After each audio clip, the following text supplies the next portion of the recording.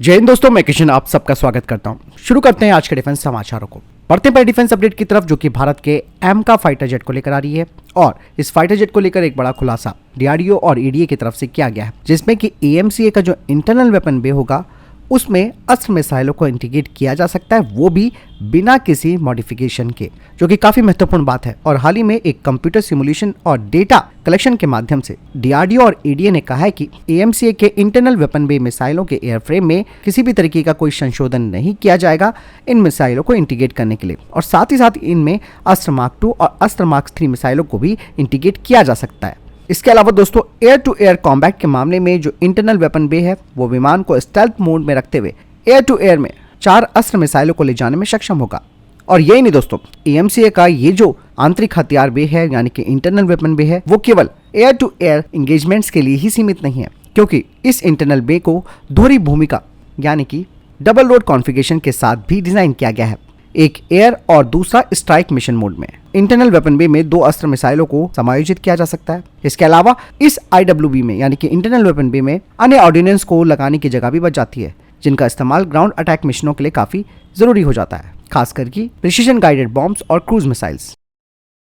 चलिए बढ़ते हैं नेक्स्ट अपडेट की तरफ, जो कि भारतीय नौसेना को लेकर आ रही है। भारत की जो S5 क्लास की SSBN पनडुब्बियां होंगी, जिनका डिस्प्लेसमेंट 13,000 टन तक का होगा, जो कि भारत के न्यूक्लियर ट्रायड में एक महत्वपूर्ण भूमिका निभाएंगी। अब दोस्तों, जो अपडेट आई है वो बताती है कि इन पनडुब्बियों में 16 यानी कि 16 बैलिस्टिक मिसाइल ट्यूबों को इंटीग्रेट किया जाएगा, जिसमें कि K5 और K6 MIRV SLBM है वो लगी होंगी, जिनकी रेंज 5 से 8,000 किलोमीटर है। स्टार्टिंग में दोस्तों प्लान ये था कि S5 क्लास के SSBN में केवल 12 मिसाइल ट्यूब्स होंगी, जिनमें पनडुब्बी के प्रत्येक तरफ यानी कि दोनों तरफ 6-6 ट्यूबें होंगी। लेकिन अब इस डिजाइन को रिवाइज किया गया है ताकि प्रत्येक तरफ 8-8 ट्यूबों को लगाया जा सके। और रक्षा मंत्रालय ने एक साथ 2 S5 क्लास की पनडुब्बियों के निर्माण की योजना को मंजूरी भी दे दी है। समय के साथ फ्लीट का आकार बढ़ाया जाएगा और इनकी संख्या को 6 यूनिटों तक बढ़ाया जाएगा। हालांकि ये फेस मैनर में होगा, यानी कि 3 चरणों में ये 6 पनडुब्बियां तैयार की जाएंगी।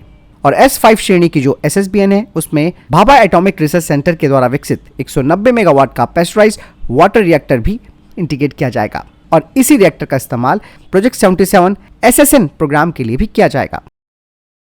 चलिए बढ़ते हैं नेक्स्ट अपडेट की तरफ। वियतनाम को दोस्तों Bharat dual counter drone systems का एक्सपोर्ट कर सकता है, जिसके लिए दोनों देशों के बीच बातचीत हो रही है। दरअसल यहाँ पर जो वियतनाम की पुलिस एयरफोर्स है, जिसे कि VPAF कहा जाता है, उन्हें अब एडवांस काउंटर ड्रोन सिस्टम्स की जरूरत है, जिसकी पेशकश भारत ने वियतनाम को की है। जिन प्रणालियों को भारत ने पेश किया है उनमें हार्ड किल और सॉफ्ट किल दोनों टेक्नोलॉजी शामिल है, जिनका उद्देश्य एयरफोर्स की बुनियादी ढांचों की सुरक्षा करना होगा, वो भी ड्रोन खतरों के खिलाफ। आपको बता दें कि DRDO ने D4 जैसी प्रणालियां विकसित की हैं, जो कि ड्रोन के खिलाफ हार्ड किल अप्रोच के लिए लेजर बेस्ड टेक्नोलॉजी का इस्तेमाल करती है। तो दूसरी तरफ जो सॉफ्ट किल सिस्टम है वो बिल्कुल इसके विपरीत है। सॉफ्ट किल में ड्रोन को खत्म करने की बजाय उसे डिस्टर्ब और डिसेबल किया जाता है। RF जैमिंग, GPS स्पूफिंग और सिग्नल डिस्ट्रप्शन जैसी टेक्नोलॉजीज का इस्तेमाल करके ड्रोन को कंट्रोल किया जाता है, उसे जमीन पर उतारा जाता है। और भारत ने हार्ड और सॉफ्ट किल दोनों तरीके के जो ड्रोन विरोधी सिस्टम्स हैं उन्हें तैयार कर रखा है, क्योंकि दोस्तों जिस तरीके से ड्रोन टेक्नोलॉजीज तो विकसित हो रही हैं, उनका मुकाबला करने के लिए भी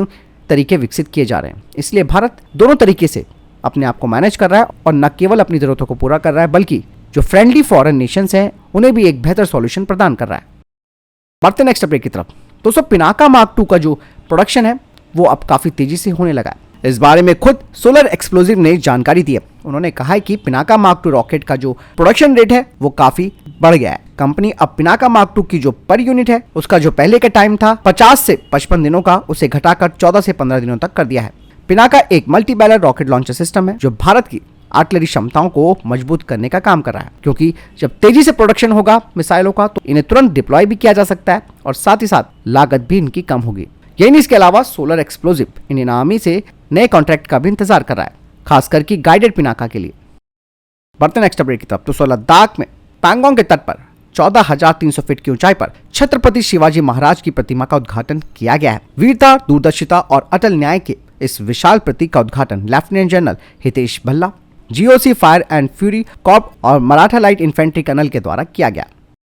बढ़ते नेक्स्ट अपडेट की तरफ। आप सब जानते हैं कि चाइना ने हाल ही में अपने 6th जनरेशन फाइटर जेट्स का अनावरण किया है, जो कि न केवल भारत के लिए बल्कि वैश्विक देशों के लिए भी एक टेंशन का विषय बनता जा रहा है। ऐसे में जो डिफेंस एक्सपर्ट्स हैं उन्होंने यहाँ पर एक जबरदस्त अप्रोच की है जिससे कि हम चाइना के फाइटर जेट्स का मुकाबला कर सकते हैं। डिफेंस एक्सपर्ट्स का मानना है कि भारत को अगर चाइना के फाइटर जेट्स का मुकाबला करना है तो भारत को कई एरोस्पेस जो जायंट्स हैं उनकी जरूरत होगी। यहाँ पर उन्होंने कहा कि जो मॉडर्न फाइटर जेट्स हैं उनकी जटिलता न केवल इन्वेस्टमेंट की होती है बल्कि एक कुशल स्किल वर्कफोर्स की भी मांग करती है। वर्तमान में भारत अपने एमका और टेडबीएफ जैसे प्रोग्राम्स पर काम कर रहा है, लेकिन भारत के पास अपने दुश्मनों से मेल खाने के लिए, खासकर कि चाइना की उन्होंने यहाँ पर बात कही है, उस हिसाब से हमारे पास न तो स्पीड है और जो स्किल्ड वर्कफोर्स है उसकी भी कमी है। चाइना अपने फाइटर जेट टेक्नोलॉजी को तेजी से आगे बढ़ा रहा है।